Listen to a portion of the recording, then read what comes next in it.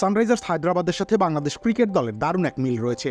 না, সেটা অবশ্য রানের রেকর্ড ভাঙার দিক থেকে নয়, বরং কোচিং প্যানেলের দিক থেকে। হায়দ্রাবাদের কোচিং প্যানেলের প্রায় সবাই একসময় বাংলাদেশ জাতীয় ক্রিকেট দলের কোচিং করিয়েছেন। চলমান ইন্ডিয়ান প্রিমিয়ার লিগে একের পর এক রানের পাহাড় গড়ে যাচ্ছে সানরাইজার্স হায়দ্রাবাদ।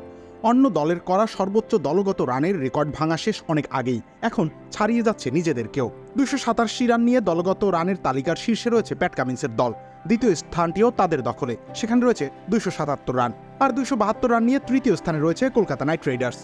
বাংলাদেশের সাবেক কোচিং স্টাফ দিয়ে পূর্ণ সানরাইজার্স হায়দ্রাবাদের কোচিং প্যানেল, যেখানে হেড কোচ ড্যানিয়েল ভেট্টোরি, সহকারী coach Simon Helmot, fielding smooth shaving এর জন্য শুধুমাত্র কুল, নাথিং এলস।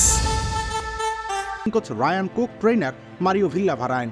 বেশ অনেক বছর বাংলাদেশের সাথে কাটিয়েছেন তারা। নিউজিল্যান্ডের ড্যানিয়েল ভেট্টোরি বাংলাদেশ জাতীয় দলের স্পিন বোলিং কোচ ছিলেন। বাংলাদেশ ক্রিকেট বোর্ডের হাই পারফরমেন্স দলের কোচ হিসেবে নিযুক্ত ছিলেন Australian Simon Helmut.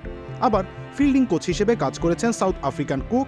Sri Lankan trainer Mario ভিল্লাভারায়নও বাংলাদেশ ক্রিকেটারদের ট্রেনিং করিয়েছেন।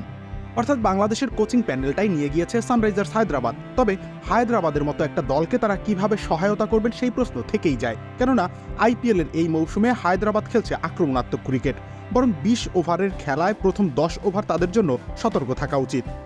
তবে সানরাইজার্স হায়দ্রাবাদের ব্যাটাররা সতর্ক শব্দটি হয়তো ভুলে গিয়েছেন। এখন অভিজ্ঞ কোচিং প্যানেল আর ভয় ডরহীন ব্যাটিং লাইন আপ নিয়ে হায়দ্রাবাদ কতদূর আগাতে পারে সেটিই দেখার বিষয়। একই সাথে আক্ষেপ করতে পারে বাংলাদেশ দলও। একই কোচিং সেট দিয়ে যে ফল হায়দ্রাবাদ পাচ্ছে, বাংলাদেশ দল ধারে কাছেও যায়নি।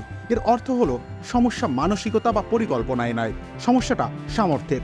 সত্যিই কি টি-20 মান ধরে রাখার সামর্থ্য নেই বাংলাদেশের? রবিউল ইসলাম রনি, খেলা ৭১।